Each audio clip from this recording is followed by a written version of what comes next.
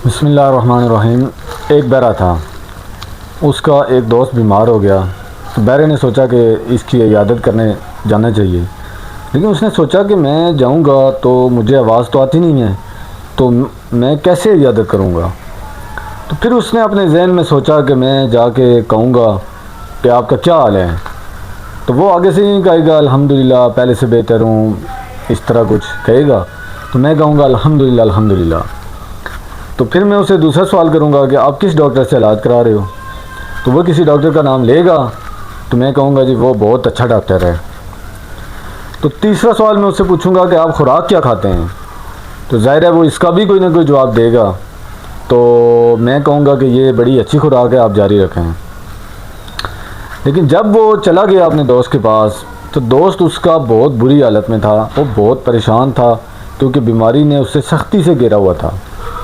अब जाके ये पूछता है कि हाँ जी आपका क्या हाल है, तो उसने कहा कि मर रहा हूँ। तो बैरे ने कहा अल्हम्दुलिल्लाह अल्हम्दुलिल्लाह। फिर बैरे ने पूछा कि किस डॉक्टर से इलाज करा रहे हो।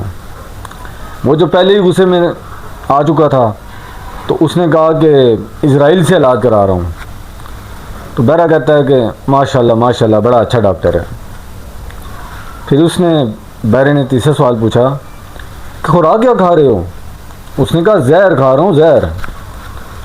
तो बैरे ने कहा माशाल्लाह, ठंडा होता है, खाया करें। तो ये जो कहानी है, छोटी सी लतीफ़ा टाइप है, इसको सुनाने का मकसद ये है कि आजकल एक ट्रेंड बन चुका है, ये चीज़ खाया करें, ठंडी होती है। मेरे पास चूँकि हकीम साहब बैठते हैं, तो आप यकीन माने कि हकीम साहब कह रहे थे कि मैंने तकरीबन 40-45 हज़ार लोगों का इलाज किया है। उनमें सिर्फ 200-300 मरीज़ आज तक मेरे पास आए जो गर्मी के मरीज़ थे, जिनको गर्मी थी। बाकी 100 में से 80 मरीज़ इस टाइम ठंडक के मरीज़ हैं, सर्दी के मरीज़ हैं। और वो ऊपर से ठंडी चीज़ें खाते हैं कि ये जो है ना फ़ायदा देती हैं, ये चीज़ खाया करो जी, ये ठंडी होती है। भाईजान पहले जो खुराकें थी, लोग देसी घी खाते थे। देसी घी क्या है, गर्म है ठंडा है? गर्म है ना।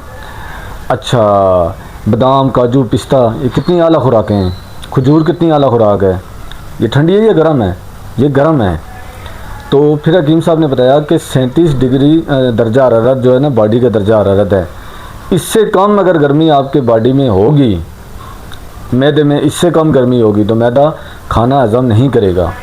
और आप यकीन माने, मेरे जब वालदा का मैदे का मसला बना था, तो तकरीबन को 4-5 साल हम डॉक्टरों से इलाज कराते रहे हैं, लेकिन डॉक्टर से इलाज उनका नहीं हुआ। और तकरीबन ज़्यादा वो यही था कि ठंडी चीज़ें खाया करें जी, और ठंडी चीज़ें खा खा के उनको और नुकसान। तो जब हम इन्हें हकीम साहब के पास आए, तो इन्होंने कहा कि आपने ठंडी चीज़ें नहीं खानी, आपने गर्म चीज़ें खानी हैं। ठंडी चीज़ें खा खा खा के ये मैदे में जितनी हरारत ज़रूरी होती है जो खाना हज़म करने के लिए, वो भी ख़त्म हो चुकी है। तो अब ज़रूरी है कि आप गर्म चीज़ें खाएँ। तो वो गर्म चीज़ें जब सिर्फ 10 दिन अम्मी ने खाई, तो वो अम्मी की जो तबीयत है उन्हें वो सेट हो गई थी। तो कहने का मकसद ये है कि सिर्फ इसलिए ठंडी चीज़ें खाना ना शुरू कर दें कि हर ठंडी चीज़ फ़ायदा देती है। लाजमी नहीं है हर ठंडी चीज़ फ़ायदा दे।